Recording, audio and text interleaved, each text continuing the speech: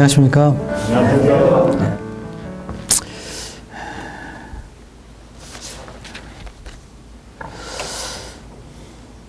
오늘 우리 교회의 큰 문제는 완전 성화를 주장하는 사람들이 종종 교회를 어렵게 하고 있다는 것입니다. 이들은 그리스도 안에서 죄가 끊어졌다는 그런 간증을 하기도 하고, 또 다른 성도들보다 한 단계 더 신령한 그런 신앙생활을 한다면서 완전한 단계가 되었다고 말을 하고 있습니다. 또 어떤 사람들은 그리스도 안에 있는 자는 정죄함이 없다고 말하면서 우리는 이미 거룩해졌기 때문에 회개할 필요가 없다고 말합니다. 죄를 자백하고 회개하면 율법주의자처럼 생각하고 또 십자가의 구속을 믿지 않는 것처럼 판단합니다. 이러한 완전 성화주의자들로 인해서 믿음이 어린 성도들이 시험에 들고 미혹에 빠지는 것을 이렇게 종종 보게 됩니다. 오늘은 완전 성화주의자들의 주장과 문제점에 대해서 생각을 해보기로 하겠습니다. 첫 번째, 완전 성화주의자들은 그리스도에는 영원한 속죄를 받았기 때문에 구원받은 후에 죄를 지어도 회개하거나 자백할 필요가 없다는 것입니다. 이런 주장을 하게 되는데, 사실 이것은 성경에 나타나 있는 회개의 양면성을 잘 모르기 때문에 그렇게 말하는 것입니다. 성경에 보게 되면 회개는 이제 두 가지 회개가 있는데, 그것은 구원받기 위한 단회적인 회개가 있고 또 성화의 삶을 위한 반복적인 회개가 있습니다. 우리가 마태복음 3장에 보게 되면 사도 요한은 회개하라, 천국에 가까웠느니라고 이렇게 말을 하고 있고, 또 우리 주 예수님께서도 마태복음 4장 17절에서 동일하게 회개하라, 천국에 가까웠느니라고 이렇게 말씀을 하고 있습니다. 이 회개는 구원받기 위한 단회적인 회개를 말하는 것입니다. 우리가 하나님을 믿지 않고 하나님을 등지고 살아왔던 사람이 하나님의 말씀과 복음을 듣고 하나님을 의지하고 살지 않았던 것이 죄인 것을 깨닫고 돌이키는 이런 회개인데, 이런 회개는 우리의 신앙의 여정 속에 한 번 있는 것입니다. 이건 구원받기 위한 단회적인 회개입니다. 그러나 성경은 이제 구원받고 나서 주님을 섬기면서 우리는 여전히 또 죄에 넘어지기도 합니다. 또 본의 아니게 죄를 지을 수도 있는 것입니다.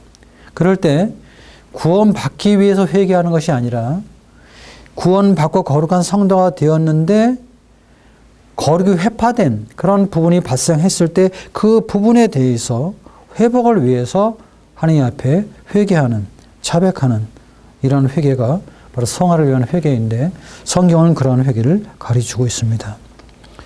요한계시록에 보게 되면은 7교회가 나오죠. 2장부터 3장까지.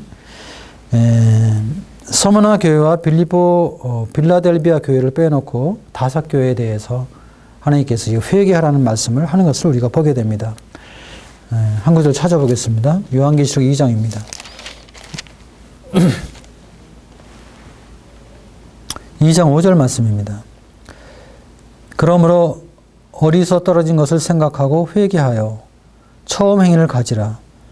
만일 그리하지 아니하고 회개치 아니하면 내가 네게 임하여 네 촛대를 그 자리에서 옮기리라.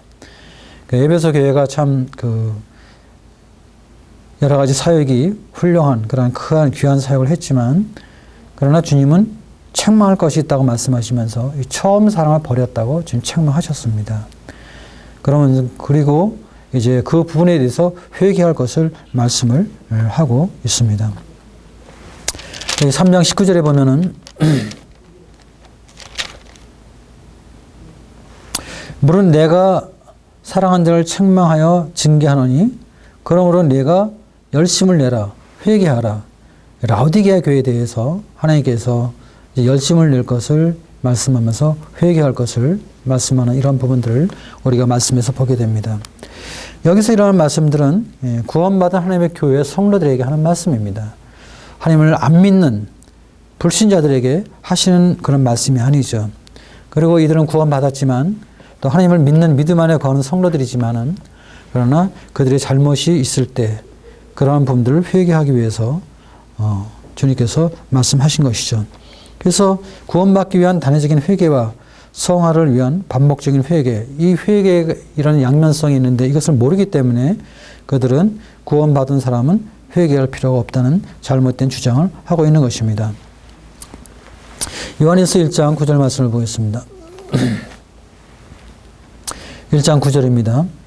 만일 우리가 우리 죄를 자백하면 저는 미쁘시고 의로우사 우리 죄를 사하시며 모든 불의에서 우리를 깨끗게 하실 것이요.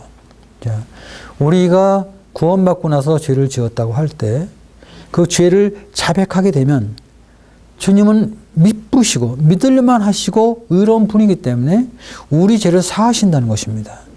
그리고 모든 불의에서 우리를 깨끗게 하신다고 말씀하고 있습니다. 그래서 우리가 구원받고 나서 죄를 짓게 될 때 우리를 자백하면 주님께서 우리를 사하시고 불의에서 우리를 다시 깨끗게 하시는 회복의 역사가 있는 것입니다. 이것은 참 성도들에게 대단히 위로가 되는 말씀입니다. 우리가 예수님 믿고 구원받았지만 우리 육체의 몸이 현재 구원받은 것은 아니죠. 우리는 종종 본의 아니게 죄를 범할 수도 있고 또 우리는 주님 앞에 어떤 어두운 그런 가운데서 잘못된 행위를 할 수가 있는 것입니다. 그럴 때 성도라는 그런 신분에 문제가 생기게 되고 또 주님과의 교제에 어려움이 생기게 되는데 그럴 때마다 주님은 우리에게 죄를 자백하고 회개할 것을 말씀해 주셨고 그럴 때마다 우리 죄를 사하셔서 다시 우리를 깨끗하게 해 주심으로 우리가 하느님 앞에 나아갈 수 있는 놀라운 은혜를 허락해 주신 것입니다. 우리는 행함으로 완전한 거룩한 삶을 이룰 수 없는 사람들입니다. 우리에게 이 말씀은 참으로 중요한 은혜의 말씀인 것입니다. 그 다음에 두 번째, 완전 성화주의자들은 그리스도인은 완전 성화된 몸이라는 것입니다. 그러므로 죄를 짓지 않고 죄를 지을 수도 없다고 이렇게 주장을 하고 있습니다. 물론 우리는 그리스도 안에 새로운 피조물입니다. 우리는 하나님 앞에 그리스도의 피를 통해서 온전하게 설 수 있는 의를 입은 자들입니다. 그러나 우리의 몸은 완전한 몸이 아닙니다. 우리는 예수님의 부활하신 몸과 같은 그런 몸을 갖고 있지 않습니다. 또 성경에는 구원이 과거, 현재, 미래의 삼중적으로 완성됨을 가르치고 있습니다. 그런데 우리의 이러한 모든 구원이 완성된 것은 아닙니다. 그러나 그들은 이 구원의 삼중성을 인정하지 않습니다. 또 믿음으로 얻어진 칭의와 또 성도의 성화의 삶을 구분하지 못하기 때문에 그들은 이런 잘못된 교리를 가지고 있는 것입니다. 구원은 과거, 현재, 미래의 이런 세 가지 시제로 성경에 나타나 있는 것을 우리가 보게 됩니다. 첫 번째 구원의 과거는 우리가 잘 아는 대로 죄의 심판으로부터 구원입니다. 우리가 예수를 믿고 구원을 받았다는 것은 죄의 형벌로부터 구원받는 것을 의미하는 것입니다. 사도 바울은 로마서 3장 24절에서 그리스도 예수 안에 있는 구속으로 말미암아 하나님의 은혜로 값없이 의롭다 하심을 얻은 자 되었다. 이미 되었다는 것입니다. 과거에 이루어졌다는 것을 말하고 있고 또 로마서 5장 1절에도 우리가 믿음으로 의롭다 하심을 얻었다. 이렇게 말씀을 하고 있습니다. 우리는 이미 과거에 우리의 구원이 이루어졌는데 이 구원은 죄의 형벌로부터의 구원입니다.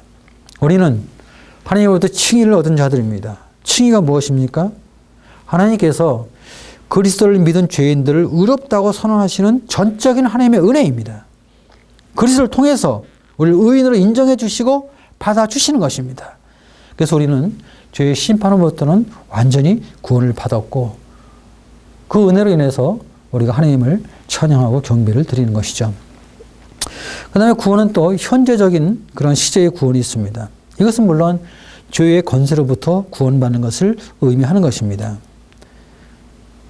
우리가 이제 믿음으로 의로워졌기 때문에 성경은 우리에게 말하기를 믿음으로 의로워진 사람들은 그 성도의 신분에 합당한 삶을 살라고 말씀하고 있습니다.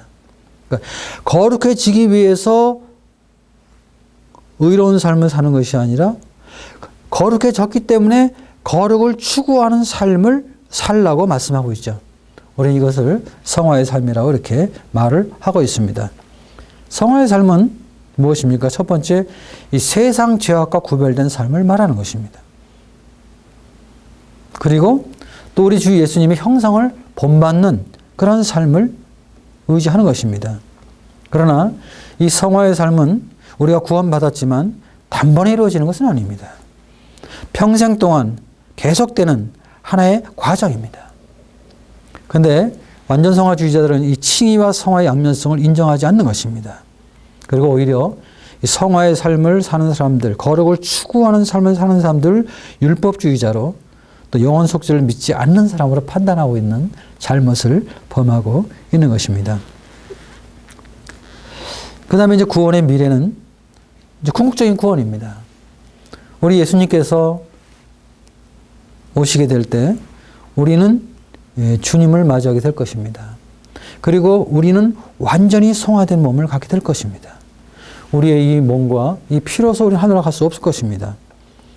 주님이 오셔서 우리 몸을 완전히 변화시켜 주실 때 우리는 죄의 존재로부터 완전한 구원을 받게 되는 것입니다. 우리의 몸은 현재 완전한 몸이 아니죠. 그렇기 때문에 이 몸은 죽을 수밖에 없는 것이죠. 그래서 이 성경은 구원의 과거, 현재, 미래에 대해서 삼중적으로 완성됨을 가르치고 있는데 이러한 부분들을 완전성화주의자들은 분별을 못하고 있는 것입니다. 또 요한 1서에 보게 되면은 1장 8절입니다. 만일 우리가 죄 없다 하면 스스로 속이고 또 진리가 우리 속에 있지 아니할 것이요. 10절입니다. 만일 우리가 범죄하지 아니하였다 하면 하나님을 거짓말하는 자로 만드는 것이니 또한 그의 말씀이 우리 속에 있지 아니하리라. 이렇게 말을 하고 있습니다. 만약에 우리가 죄 없다 하면 스스로 속이고 진리가 우리 속에 있지 않다고 성경은 말을 하고 있습니다. 그렇기 때문에 구원받은 사람은 완전 성화되었기 때문에 죄를 짓지 않고 죄를 질 수 없다는 이런 논리는 잘못된 것을 우리가 이 말씀 가운데서 분명하게 알 수가 있는 것입니다. 그 다음에 세 번째, 이들은 믿음으로만 구원받는 것이 아니라 신분과 상태가 동일하여 완전한 거룩함을 받아야 구원받는다고 가르치고 있습니다.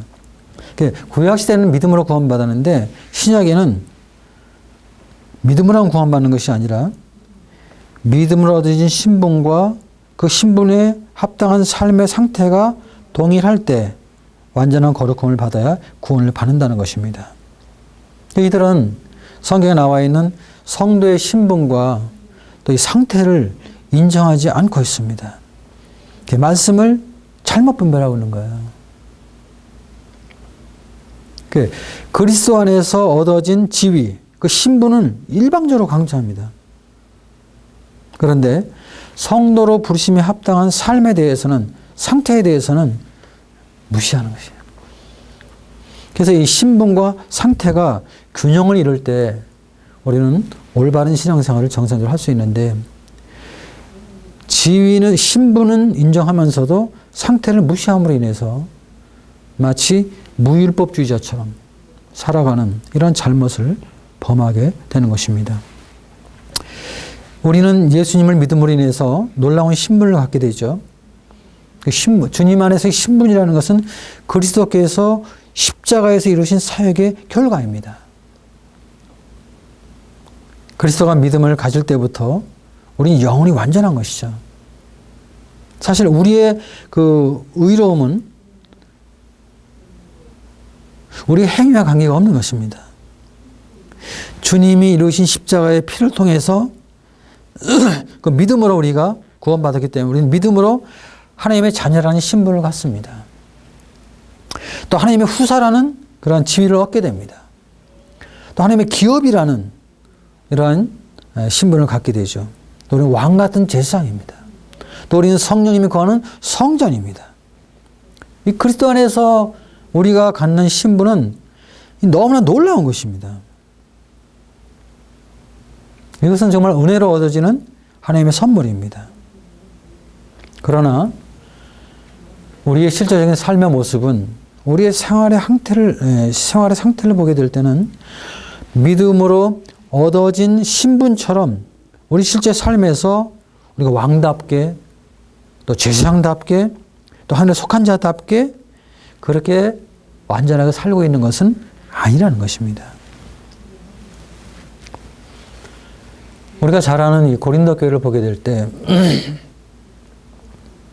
고린도 교회에는 참 많은 문제가 있었죠. 그들은 분명 그리스도 안에서 구원받은 성도들입니다. 그리스도의 피로 거룩함을 입은 그런 하나님의 자녀들입니다. 하나님의 교회입니다. 그런데 그 교회 안에 내부를 보게 되면 그들 가운데는 분쟁도 있고 시기도 있고 성사도 있고 여러 가지 육신적인 그런 일들이 일어나는 것을 보게 됩니다. 그래서 우리는 이 신분과 상태가 있는 것을 알게 되고 우리가 그리스도 안에 신분은 놀랍지만 우리의 상태는 그 신분에 맞는 그런 완전한 삶을 살지 못하는 것을 우리가 주님 앞에 인정을 하게 됩니다. 그러나 이 완전성화주의자들은 신분만 강조하는 것입니다. 우리는 하나님의 자녀다. 우리는 하나님의 후사다. 우리 하나님의 기업이다. 우리 왕 같은 제사장이다. 우리 성전이다. 그러면서 우리의 삶의 여러 가지 문제들 또 어떤 육신적인 열매들 그로 인한 어떤 나타난 죄의 모습들 그런 걸 무시해버리는 것입니다. 그래서 죄를 져도 회개할 필요가 없다고 얘기를 하는 것입니다. 어떤 형제가 죄를 범하고 나와도 정죄하지 않겠다는 것입니다. 우리는 이미 완전히 거룩해졌기 때문에 죄를 짓든 죄를 짓지 않든 큰 상관이 없다는 것입니다. 마치 무율법주의자들과 동일한 그런 생각을 갖고 있는 것입니다. 아주 잘못된 것이죠. 성도의 신분은 영원히 온전케 되었죠. 그렇죠? 그러나 우리의 삶을 볼 때 우리는 그렇지 않습니다. 우리 사도 바울의 고백이 우리의 고백이 된다고 생각이 되는데 빌립보서 3장을 보겠습니다.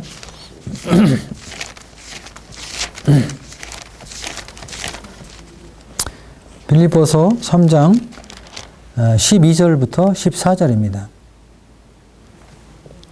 빌립보서 3장 12절입니다. 내가 이미 얻었다 함도 아니요 온전히 이루었다 함도 아니라 오직 내가 그리스도 예수께 잡힌 바 된 그것을 잡으려고 쫓아가노라.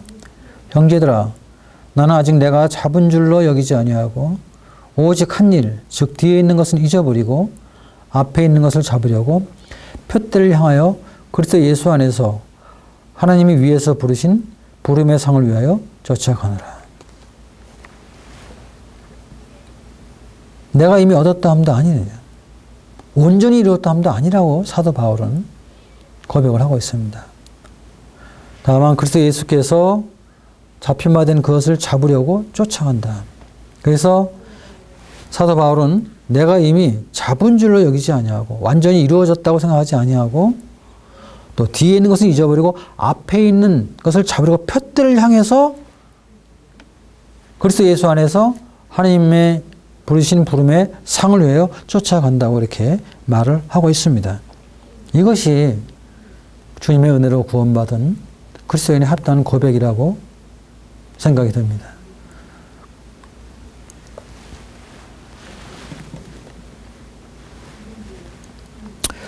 그 다음에 이제 네 번째는요, 이 복음의 원리와 삶의 원리를 혼동하고 있다는 것입니다. 완전성화주의자들은요, 교회에서 무엇을 하라 하지 말라 가르치는 것은 율법이라고 말합니다. 교회에서 성도들에게 무엇을 하라고 가르칠 필요가 없다는 것입니다. 왜냐하면 무엇인지 행하라고 하는 것은 다 율법이 된다는 것입니다. 그러니까 이들은 은혜로 구원받은 복음과 그리스도인의 삶의 교훈을 혼동하고 있어요. 이들은요, 로마서를 볼 때도 로마서는 1장부터 8장만 필요하다는 것입니다. 그 이유는 필요하지 않다는 것입니다. 또 야고보서는 행함만 강조하는 거기 때문에 그것은 사실은 필요하지 않다는 것입니다. 이미 하나님께서 정경으로 66권의 성경을 완성시켜 놓은 그 부분의 말씀마저도 부인하는 이러한 영적인 교만 가운데 있는 것입니다.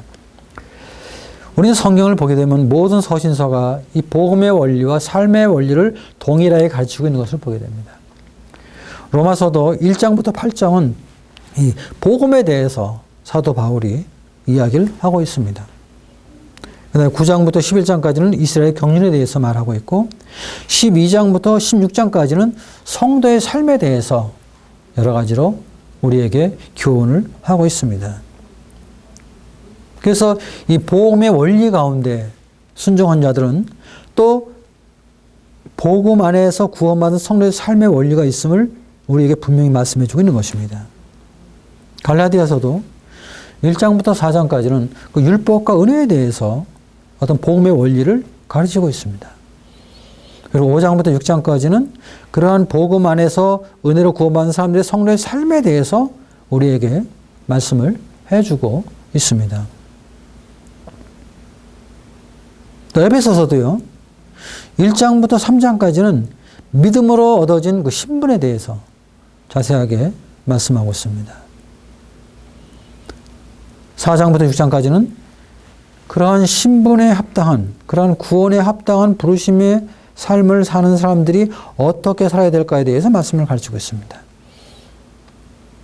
야고보서는 믿는 사람은 행함이 반드시 따른다는 것을 가르치고 있습니다. 믿음으로 구원받는 것을 부인하지 않지만 그러나 행함이 없으면 그 믿음은 의심을 받는다는 것입니다. 이런 많은 말씀을 보게 될 때 이들은 이 구도자들 향한 복음의 말씀과 또 복음을 받은 성도들이 말씀에 대한 교훈과 삶에 대한 그런 부분을 구분하지 않고 있는 것입니다. 이들은 교훈도 복음 안에서 다 이루어졌다고 생각하는 것입니다. 잘못된 것이죠. 성도들은 율법에서 해방된 사람입니다. 그렇기 때문에 우리는 생명의 법과 성령의 법 안에 살게 되죠. 그렇죠? 로마서 8장을 보겠습니다.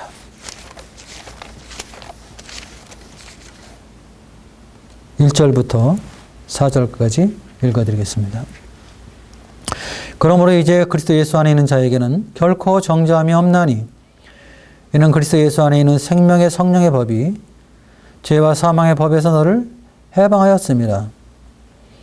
율법이 육신으로 말미암아 연약하여 할 수 없는 그것을 하나님은 하시나니 그 죄를 인하여 자기 아들을 죄 있는 육신의 모양으로 보내어 육신의 죄를 정하사 육신을 좇지 않고 그 영을 좇아 행하는 우리에게 율법의 요구를 이루어지게 하려 하심이니라.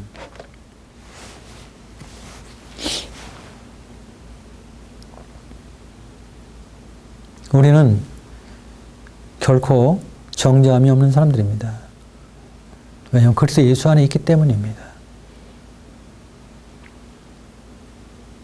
그리고 그리스도 예수 안에 있다는 것은 이제 우리가 과거에 구원받기 전에 지배했던 죄와 사망의 법에서 우리가 해방되었다는 것을 의미하는 것입니다. 율법에서 해방되었다는 것입니다. 그리고 이제 새로운 법이 우리 안에 들어와 있는데 그것은 그리스도의 생명과 그 생명을 얻게 한 성령의 법이 구원받은 우리 안에 새로운 법으로 되어져 있다는 것입니다. 그래서 이제 우리는 율법에 거하는 자가 아닙니다. 그리스도의 생명의 법과 성령의 법 안에서 주님을 섬기는 자들이 되었습니다. 율법 아래에서는 우리가 율법을 이룰 수 없는데 근데 육신을 쫓지 않고 성령과 세상의 법 안에서 쫓아 행하게 될 때 하나님은 성령님을 통해서 율법의 요구를 우리에게 이루어지게 하신다는 것입니다.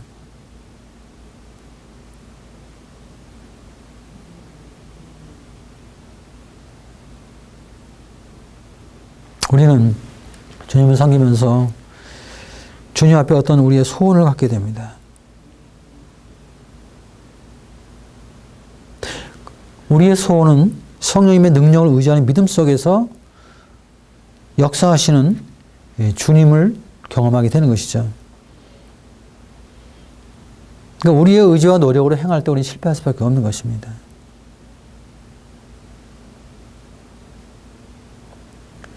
우리 안에 역사하시는 성령님의 능력을 모르기 때문에 이들은 이러한 일에 대해서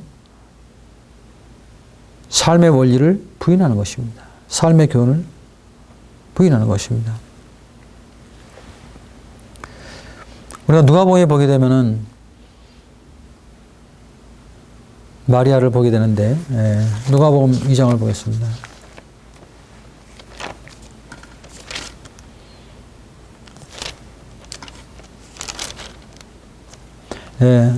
누가복음 1장입니다.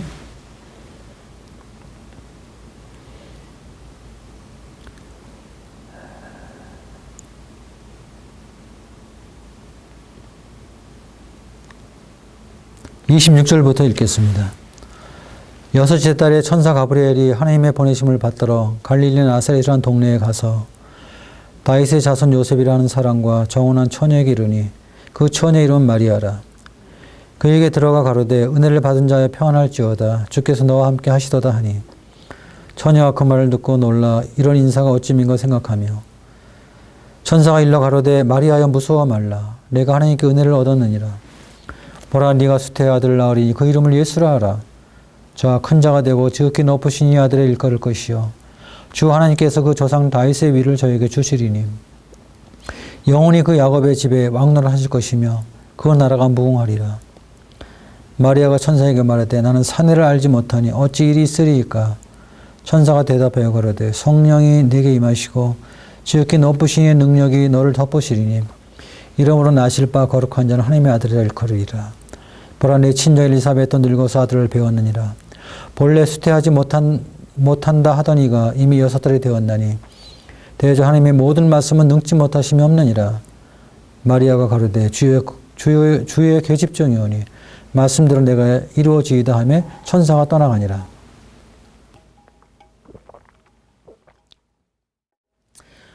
어느 날 이 가브리엘 천사가 마리아에게 나타나서 네가 수태하여 아들을 낳을 것이라고 얘기했습니다. 이름을 예수라고 했습니다. 마리아에게는 청천벽력 같은 얘기죠. 처녀잖아요. 처녀 어떻게 아이를 낳습니까? 그래서 마리아는 그런 말을 합니다. 나는 사내를 알지 못하니 내가 어찌 이런 일이 있겠습니까? 남자를 내가 모릅니다. 남자와 내가 관계한 일이 없습니다. 어찌 이런 일이 있겠습니까?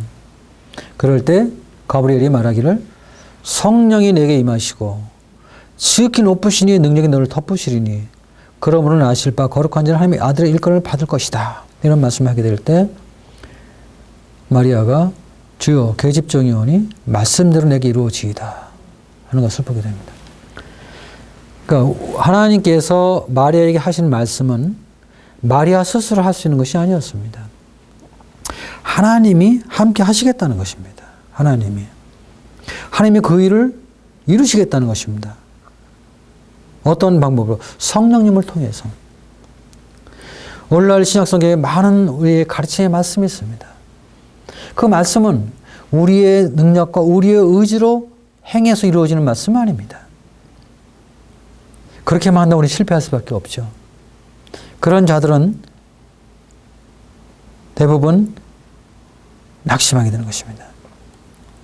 그런데 하나님께서 하신 말씀은 우리가 행하는 것이 아니라 하나님의 성령을 통해서 그렇게 하시겠다는 것입니다. 왜냐하면 우리는 구원받고 나서 생명의 법과 성령의 법 안에 주님을 섬기기 때문입니다. 그런데 이들은 하나님의 말씀에 순종하는 삶 속에 성령님께서 우리는 역사하시는 것을 경험치 잘 모르기 때문에 이들은 삶의 원리를 인정하지 않는 것입니다. 그 다음에 이제 5번째, 완전성화주의자들은 이 하나님의 은혜로 주신 하늘의 유혹과 성도들의 섬김에 대한 상급을 구분하지 못하고 있습니다. 그래서 그들은 말하기를 무엇을 행한다고 상 받는 것이 아니라고 합니다. 또 육신으로 잘하려고 노력해서 받는 것이 아니라고 합니다.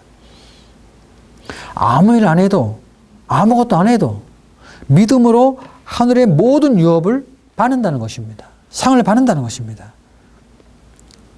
그런데 이들의 이러한 교리는 문제가 있습니다. 이 상급과 유업은 동일한 것이 아니거든요. 근데 이런 상급과 유업을 동일하게 보기 때문에 이러한 주장을 하는 것입니다. 우리가 물론 구원받을 때 성도들은 은혜로 놀라운 축복을 받습니다. 하늘나라의 기업을 얻게 되죠. 그러나 구원받은 후에 각 개인이 주님에게 어떻게 충성스럽게 주님을 섬기느냐, 그 개인의 헌신과 순종에 따라 주어지는 상급이 있는 것을 성경은 분명히 우리에게 말씀해 주고 있습니다. 마태복음 10장을 보겠습니다.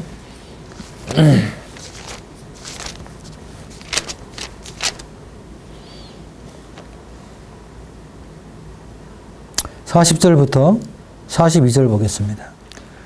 너희를 영접하는 자는 나를 영접하는 것이요 나를 영접하는 자는 나 보내신 이를 영접하는 것이니라.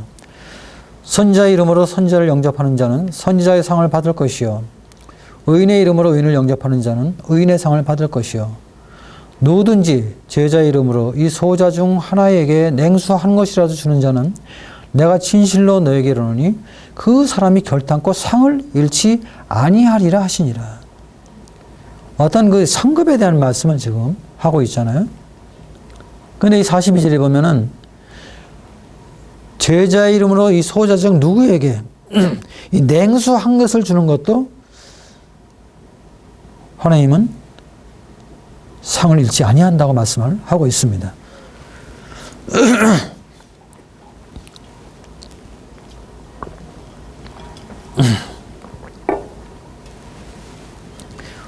주님 안에서 우리가 행하는 모든 일에 대해서 하나님은 상으로 보상하실 것입니다. 어린 소자에게 냉수 한 그릇 주는 이 작은 행위에 대해서도 결탄코 주님은 상을 잃지 아니한다고 말씀을 하고 있습니다. 또 디모데후서 4장을 보겠습니다.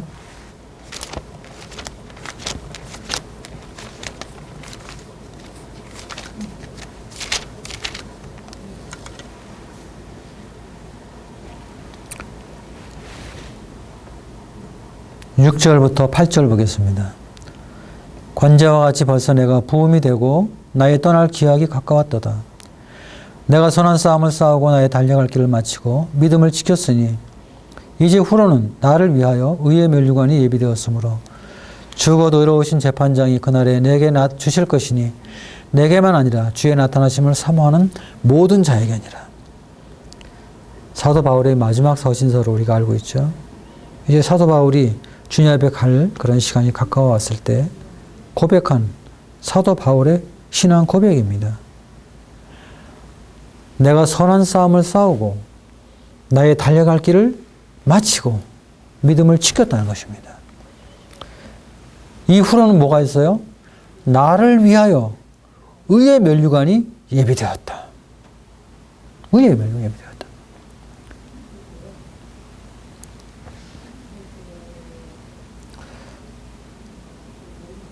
성경에는 이렇게 분명한 이 상급에 대해서 말씀이 나와 있습니다. 고린도전서에도 한 절 더 보겠습니다. 9장을 보겠습니다.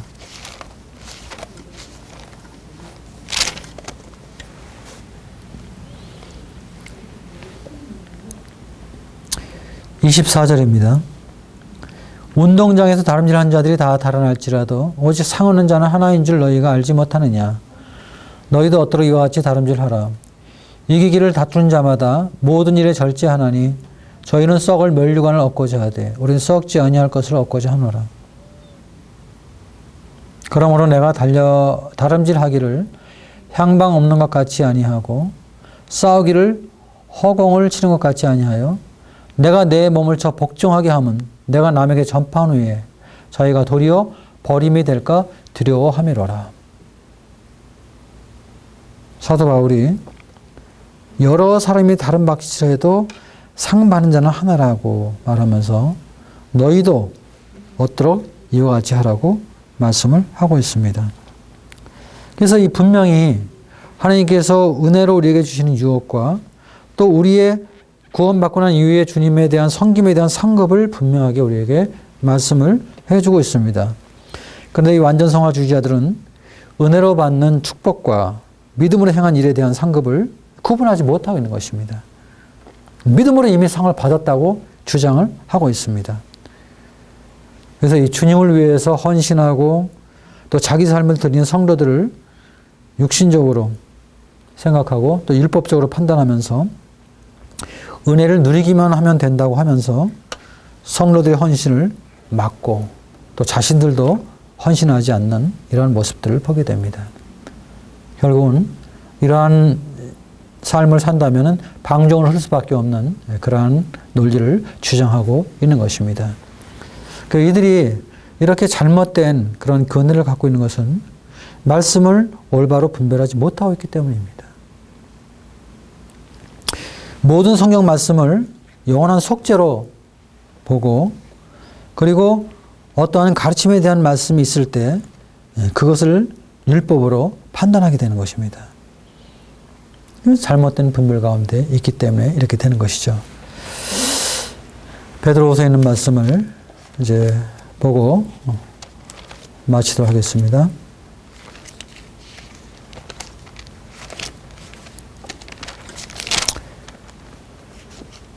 (1장입니다) 20절 말씀. 먼저 알 것은 경의 모든 예언은 사사로이 풀 것이 아니니 예언은 언제든지 사람의 뜻으로 낸 것이 아니요 오직 성령의 감동하심을 입은 사람들이 하나님께 받아 말한 것이라. 이 모든 예언은 사사로이 풀어서는 안 되는 것입니다. 이 사사로이라는 말은 자기 마음대로 또 사람의 뜻대로 사람의 생각대로 풀어서는 안 된다는 것입니다. 이들은 이런 말씀을 사사로이 풀기 때문에 또 자기의 입장에서 자기 생각대로 해석하기 때문에 이러한 잘못된 분별 가운데 있는 것입니다. 사실은 사단에게 속고 있는 것이죠. 또 우리 한 구절 더 보겠습니다. 3장 16절입니다. 또 그 모든 편지에도 이런 일에 관하여 말하였으되 그 중에 알기 어려운 것이 들어있으니 무식한 자들과 굳세지 못한 자들이 다른 성경과 같이 그것도 억지로 풀다가 스스로 멸망에 이르느니라. 종종 이 말씀은 우리가 다 이해할 수 있는 말씀이지만 그러나 어떤 말씀들은 부분적으로 어려운 것이 들어 있습니다. 그런데 이 어려운 것들을 무식한 자들과 굳세지 못한 자들이 억지로 풀다가 스스로 멸망에 빠졌다고 이렇게 말하고 있습니다. 성경을 억지로 풀어서는 안 되는 것입니다. 우리가 잘 이해되지 않고 모를 때는 말씀을 가르치는 이런 인도자들에게 묻고 배우는 것이 중요하죠. 자기 혼자서 억지로 풀면은 잘못된 그러한 분별을 하게 되는 것입니다. 오늘 완전성화에 대해서 몇 가지 문제점과 잘못된 부분을 지적했는데 여러분들이 교회 안에서 하나님을 섬기면서 더 이상 이런 완전성화에 대해서 미혹되지 않도록 도움이 되는 그런 말씀이 되길 바랍니다. 감사합니다.